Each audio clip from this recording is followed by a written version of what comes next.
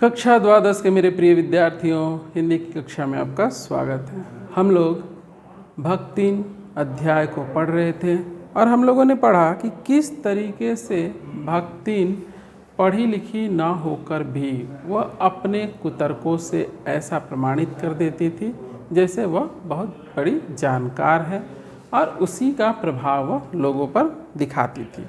तो चलिए आज हम आगे पढ़ते हैं और देखते हैं कि भक्ति में और कौन से दुर्गुण या गुण विद्यमान है। पर वह स्वयं कोई सहायता नहीं दे सकती, इसे मानना अपनी हीनता स्वीकार करना है। यानी और क्या कर सकती थी वह सहायता नहीं कर सकती थी, लेकिन अगर वह यह मान ले तो क्या होगा, वह स्वीकार करती है कि वह इसके लिए समर्थ नहीं है, यह वह कदापि नहीं सह सकती। इसी से वह द्वार पर बैठकर बार बार कुछ काम बताने का आग्रह करती है। कभी कभी उत्तर पुस्तकों को बांधकर, कभी अधूरे चित्र को कोने में रखकर, कभी रंग की प्याली धोकर और कभी चटाई को आंचल से झाड़कर वह जैसे सहायता पहुंचाती है। उससे भक्तिन का अन्य व्यक्तियों से अधिक बुद्धिमान होना प्रमाणित हो जाता है।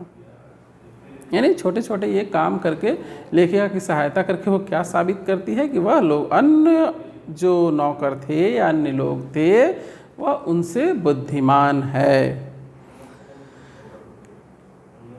वह जानती है कि जब दूसरे मेरा हाथ बटाने की कल्पना तक नहीं कर सकते, तब वह सहायता की इच्छा को क्रियात्मक रूप देती है। इसी से मेरी किसी पुस्तक के प्रकाशित होने पर उसके मुख पर प्रसन्नता की आभा वैसे ही उद्भासित हो उठती जैसे स्विच दबाने से बल्ब में छिपा आलोक। यानी अगर मेरी कोई रचना प्रकाशित होती तो क्या होती, अत्यंत प्रसन्न हो जाती, उसके मुख पर आभा फैल जाती। जैसे अगर आप बंद कमरे में स्विच दबा दें और उससे जो रोशनी, बल्ब जलने से जो रोशनी होगी, वैसे ही उसके मुख पर आभा दिखाई देती थी।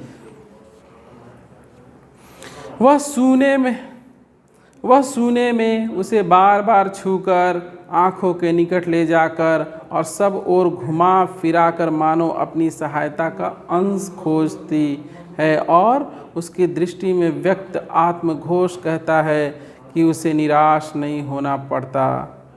अर्थात वह उस कार्य को, उस पुस्तक में क्या ढूंढती कि इसमें मेरा अंश का, अर्थात मैंने जो योगदान दिया है वह कहाँ है।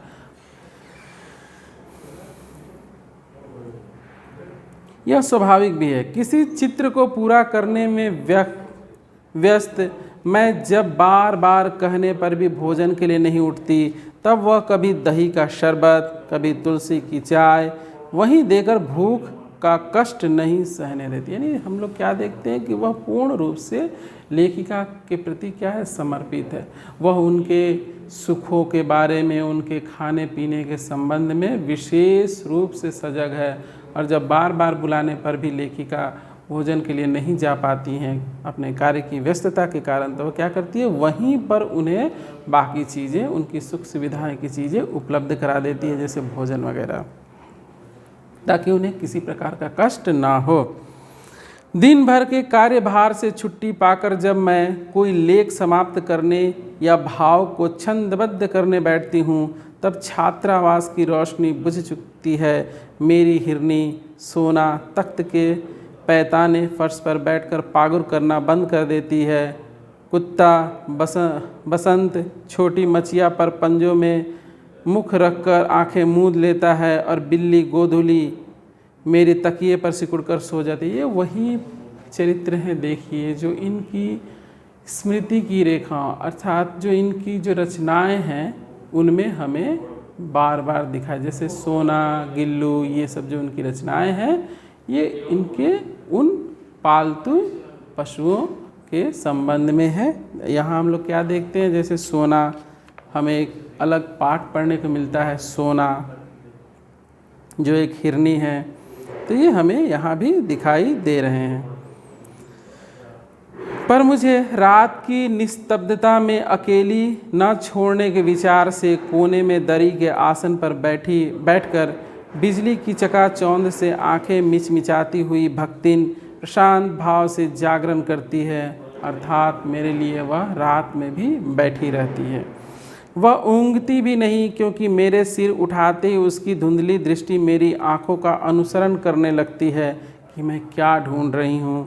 यदि मैं सिरहाने रखे रैक की ओर देखती हूँ तो वह उठकर आवश्यक पुस्तक का रंग पूछती है, और यदि मैं कलम रख देती हूँ तो वह स्याही उठा लाती है, और यदि मैं कागज़ एक ओर सरका देती हूँ तो वह दूसरा फाइल टटोलती है। यानी वह मेरे लिए रात में भी जागती रहती है, ताकि मुझे किस चीज़ की आवश्यकता है वह मुझे लाकर दे दे।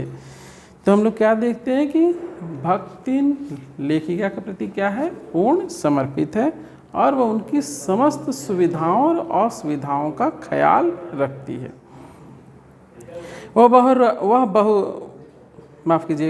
बहुत रात गए सोने पर भी मैं जल्दी ही उठती हूँ, अर्थात देर रात जागने के बाद भी मैं जल्दी सुबह उठ जाती हूँ। और भक्तिन को तो मुझसे भी पहले जागना पड़ता है। सोना उछल कूद के लिए बाहर जाने को आकुल रहती है। बसंत नित्य कर्म के लिए दरवाज़ा खुलवाना चाहता है, और गोधूली चिड़ियों की चहचहाहट में शिकार का निमंत्रण सुन लेती है। मेरे भ्रमण की भी एकांत साथिन भक्तिन ही रही है, अर्थात मैं जब भ्रमण के लिए जाती हूँ तो वह मेरे साथ रहती है। बद्री केदार आदि के ऊंचे नीचे और तंग पहाड़ी रास्ते में जैसे वह हट करके मेरे आगे चलती रहती है, वैसे ही गांव की धूल भरी पगडंडी पर मेरे पीछे रहना नहीं भूलती। किसी भी समय कहीं भी जाने के लिए प्रस्तुत होते ही मैं भक्तिन की छाया के समान साथ पाती हूँ, अर्थात मैं कहीं भी जाऊँ, चाहे बद्रीनाथ जाऊँ, केदारनाथ जाऊँ, कहीं भी जाऊँ, वो क्या करती है, हमेशा मेरे साथ रहती है। जैसे मेरी छाया मेरा साथ नहीं छोड़ती, वह भी मेरा साथ नहीं छोड़ती। युद्ध को देश की सीमा में बढ़ते देख जब लोग आतंकित हो उठे, तब भक्तिन के बेटी दामाद उसके नाती को लेकर बुलाने आ पहुँचे। वह बहुत समझाने बुझाने पर भी वह उसके साथ नहीं जा सकी।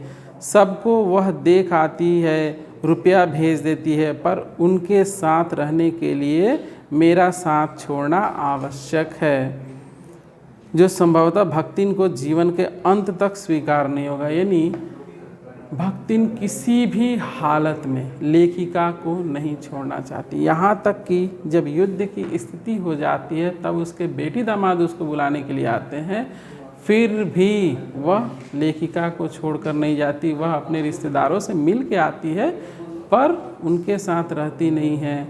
उसको कहाँ रहना अच्छा लगता है, लेखिका के साथ रहना अच्छा लगता है। जब गत वर्ष युद्ध के भूत ने वीरता के स्थान में पलायन वृत्ति जगा दी थी, तब भक्तिन पहली बार सेवक की विनीत मुद्रा के साथ मुझसे गांव चलने का अनुरोध करने आई। वह लकड़ी रखने के मचान पर अपनी नई धोती बिछाकर मेरे कपड़े रख देती, दीवार में कीले गाड़कर और उन पर तख्ते रखकर मेरी किताबें सजा देती, धान के पुआल का गोंदरा बनवाकर और उस पर अपना कंबल बिछाकर वह मेरे सोने का प्रबंध करेगी। मेरे रंग स्याही आदि की नई हंडियों में संजोकर रख देगी और कागज पत्रों को छींके में यथाविधि एकत्र कर देगी। अर्थात वह क्या कहती है कि युद्ध होने वाला है, तो क्या करो, तुम मेरे साथ मेरे गांव चलो, मैं तुम्हारे लिए वहाँ सारी व्यवस्था कर दूंगी, लेकिन तुम यहाँ मत रहो। आज इस पाठ में इतना ही। मिलते हैं और पढ़ते हैं बाकी का हिस्सा। तब तक के लिए धन्यवाद।